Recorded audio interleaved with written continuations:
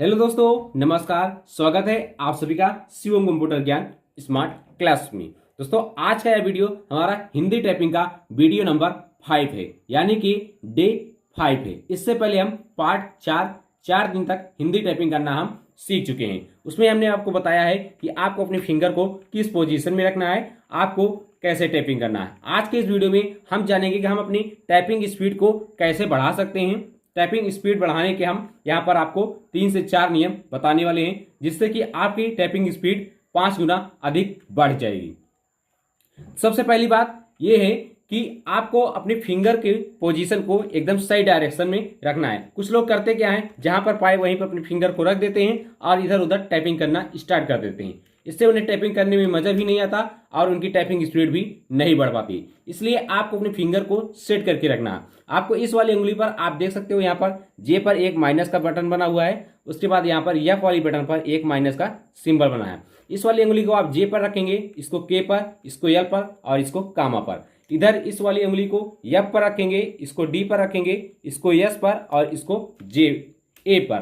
तो इस प्रकार से आप अपनी फिंगर को फिट कर लेंगे। और आपको हमेशा केवल राइट वाले अंगूठे से ही स्पेस बार को यहाँ पर दबाना है, लेफ्ट वाले से नहीं। उसके बाद आप इसी उंगली से यू को दबाएंगे, इसी उंगली से वाई को दबाएंगे, इससे आई को दबाएंगे, ओ को दबाएंगे, पी को दबाएंगे, इस वाली उंगली से टी को, इससे आर को, ई को, डब्ल्यू को और क्यू के। ठीक इसी प्रकार आप यहाँ से वी एन एम कामा और फुल स्टॉप इस वाली उंगली से दबाएंगे। उसके बाद आप इससे भी दबाएंगे, इसी से आप सी वाली को भी दबाएंगे। उसके बाद यक्स दबाएंगे और इस वाली उंगली से आप यहाँ पर जेड दबाएंगे। अगर आपको शिफ्ट बटन का यूज करना है इधर साइड, तो आप इस वाले शिफ्ट बटन का यूज करेंगे। लेकिन अगर आपको इस साइड शिफ्ट बटन का यूज करना है, तो आपको इस साइड के शिफ्ट की का उपयोग करना है। इसलिए कीबोर्ड में 2 शिफ्ट बटन दी गई होती हैं।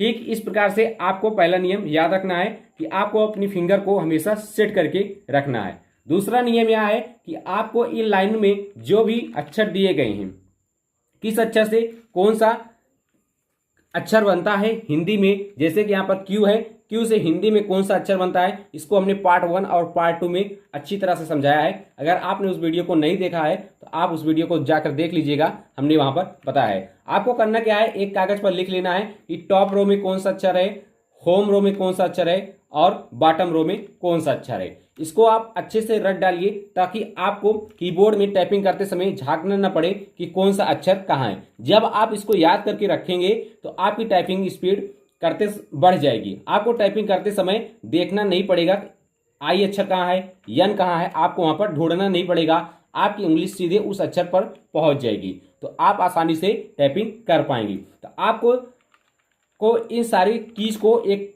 3 लाइनों में लिख लेना है। अगर आप एक दिन में एक लाइन याद करेंगे, ज्यादा कठिन नहीं है, 3 दिन में याद हो जाएगी। जैसे ही आप इसको टाइपिंग की स्पीड बढ़ाने के लिए आप इन कीज को याद कर लेते हैं, तो आपकी टाइपिंग ऑटोमेटिक बढ़ जाएगी। आपको कीबोर्ड में इधर उधर झांकना नहीं पड़ेगा और आपकी स्पीड बढ़ती हुई चली जाएगी। आप एक दिन में एक लाइन याद कर दीजिए, उसके बाद 3 दिन में आपकी तीनों लाइन यहाँ पर टाइपिंग स्पीड आपको टाइपिंग यहाँ पर याद हो जाएगी, जिससे आपकी टाइपिंग स्पीड यहाँ पर बढ़ जाएगी। तीसरा नियम है कि आपको जल्दबाजी नहीं करना। अगर शुरुआत में कुछ अक्षर आपके गलत हो रहे हैं, कुछ वर्ड गलत हो रहे हैं, तो उन्हें होने दीजिए। धीरे धीरे आपकी टाइपिंग स्पीड बढ़ना शुरू हो जाएगी। सबसे पहली बात है, अगर आप इस चीज को नहीं याद करते तो दुनिया का कोई भी इंसान, कोई भी कंप्यूटर कोचिंग सेंटर आपकी टाइपिंग स्पीड को नहीं बढ़ा सकता। आपको इन कीज को याद करना ही पड़ेगा, चाहे आप हिंदी टाइपिंग करें या फिर चाहे आप इंग्लिश टाइपिंग करें। आपको इन कीज को याद करना है। इसलिए टाइपिंग सीखने से पहले आप इन कीज को रट डालिए, पूरी तरह से घोलकर पी जाइए कि किस लाइन में कौन सा अक्षर है, ताकि आपकी टाइपिंग स्पीड हमेशा बढ़ती रहे। उसके बाद चौथा नियम है कि आपको प्रैक्टिस करना है। किसी भी चीज में मास्टर बनने के लिए चाहे हम उसको आधा घंटा ही करें, लेकिन हमें डेली प्रैक्टिस करना पड़ेगा। तो आपको एक नियम बना लीजिए, ऐसा नहीं कि आज कर रहे हैं 2 दिन छोड़ दिए। आपको डेली लगातार टाइपिंग करना है, तभी आप एक अच्छा टाइपिंग स्पीड यहां पर बना पाएंगे। तो टाइपिंग करने के लिए आपको एक टाइम फिक्स करना है और उस टाइम के अनुसार आपको टाइपिंग करना चाहिए। तो आपको चाहे सुबह या शाम आपको टाइपिंग करना है। इसके बाद हम बात करते हैं हमारा अगला नियम नंबर 4।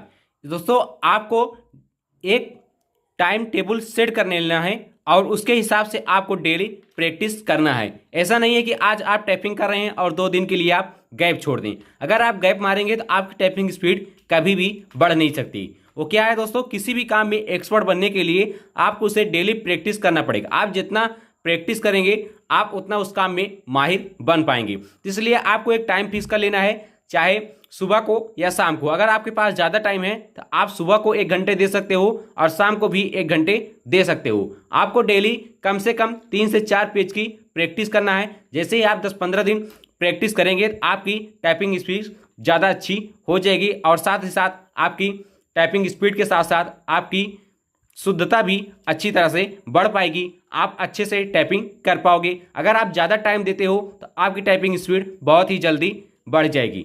साथ ही साथ आपको करना क्या है कि आपको टाइपिंग मास्टर या ऑनलाइन टाइपिंग गेम्स आते हैं, आपको उन पर भी टाइपिंग आपको करना है। और साथ ही साथ आपको इंग्लिश का न्यूज़पेपर ले लेना है, आपको उसमें से देख करके टाइपिंग करना है। आपको एक टास्क बनाकर चलना है कि मुझे इतने टाइम में इतना वर्ड टाइप करना है, ताकि आपकी स्पीड, उससे भी आपके ऊपर प्रेशर पड़ेगा, आपकी स्पीड बढ़ेगी। आपको शुरू में जल्दबाजी नहीं करना है, पहले अपने हाथ को अच्छी तरह से बैठा लेना है, अपने दिमाग में सेव कर लेना है कि किस लाइन में कौन सा अक्षर है, ताकि आपकी टाइपिंग स्पीड करते समय नज़र इधर उधर न जाए। सीधे आप जो अक्षर चाहें आपकी नज़र डायरेक्ट उसी अक्षर पर जाए, आपकी उंगली डायरेक्ट वहीं पर पहुँचे। तो इस प्रकार से आप अपनी टाइपिंग स्पीड को बढ़ा सकते हैं। हमने पार्ट 4 तक हिंदी टाइपिंग को एक एक करके बताया है। टॉप रो की, बॉटम रो की और होम रो की टाइपिंग करना बताया है। अगर आपने अभी तक उस वीडियो को नहीं देखा है तो आप डिस्क्रिप्शन में लिंक मिल जाएगी, आप वहां से जाकर देख सकते हो। आपको यह वीडियो कैसा लगा कमेंट करके जरूर बताइएगा। आपसे मिलते हैं एक न्यू वीडियो में एक नई जानकारी के साथ। तब तक पढ़ते रहिए, मस्त रहिए, मुस्कुराते रहिए।